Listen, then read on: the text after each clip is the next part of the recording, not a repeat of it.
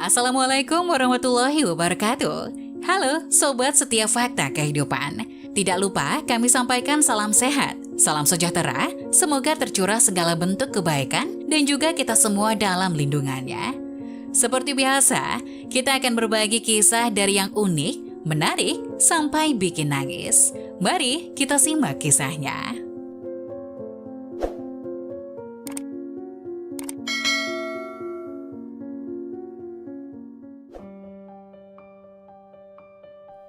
Ibu mertua menjelek-jelekan menantu perempuannya dan menghasut putranya untuk bercerai.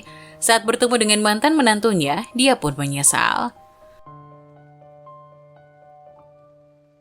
3 tahun yang lalu, ketika putranya membawa istrinya yang berasal dari desa, Siska sangat marah karena dia sudah memiliki kandidat yang cocok untuk putranya.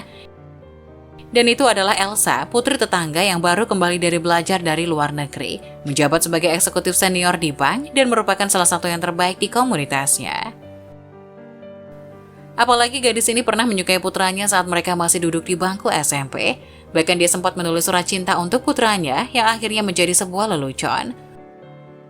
Namun saat ini Siska sangat marah karena putranya dengan diam-diam telah menikah dengan gadis desa. Sejak saat itu, dia tidak pernah memandang menantu perempuannya. Meskipun menantu perempuannya memiliki kepribadian yang lembut dan jujur, namun dia tidak pernah ada di hatinya. Siska berpikir bahwa menantu perempuannya itu harus pergi dari rumahnya. Begitu menantu perempuannya memasuki pintu, ibu mertua memanggilnya ke dalam ruangan, mengeluarkan sepasang gelang giok dan berkata, "Alif, gelang giok ini peninggalan nenek buyutmu. Sekarang setelah kamu memasuki rumah kami, kamu adalah keluarga kami. Sekarang aku akan memperlakukanmu seperti anakku sendiri di masa depan, jadi ambillah." Menantu perempuan dengan senang hati mengambil gelang tersebut dari ibu mertuanya. Tapi ketika dia keluar dari rumah ibu mertuanya, suaminya kembali. Suaminya memintanya untuk mengembalikan batu giok itu pada ibunya. Di tahun kedua pernikahan, seluruh keluarga menghabiskan tahun baru di rumah. Pada hari kedua tahun baru, Siska mengundang lebih dari 30 kerabat untuk datang.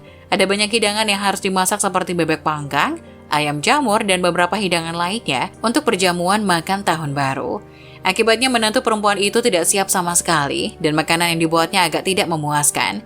Apalagi dia harus memasak untuk 20 atau 30 orang, dan dia sibuk sepanjang hari.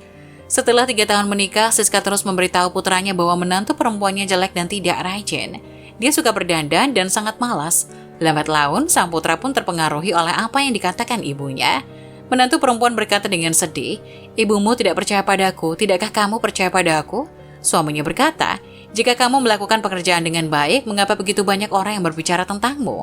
Pertentangan antara menantu perempuan dan putranya semakin tajam dari hari ke hari, dan akhirnya mereka bercerai. Setelah perceraian, Siska terus mengatakan bahwa perceraian terjadi karena menantu perempuannya yang tidak bersikap baik. Setelah perceraian, putranya tidak menikah dengan Elsa, tapi menikah dengan perempuan lain.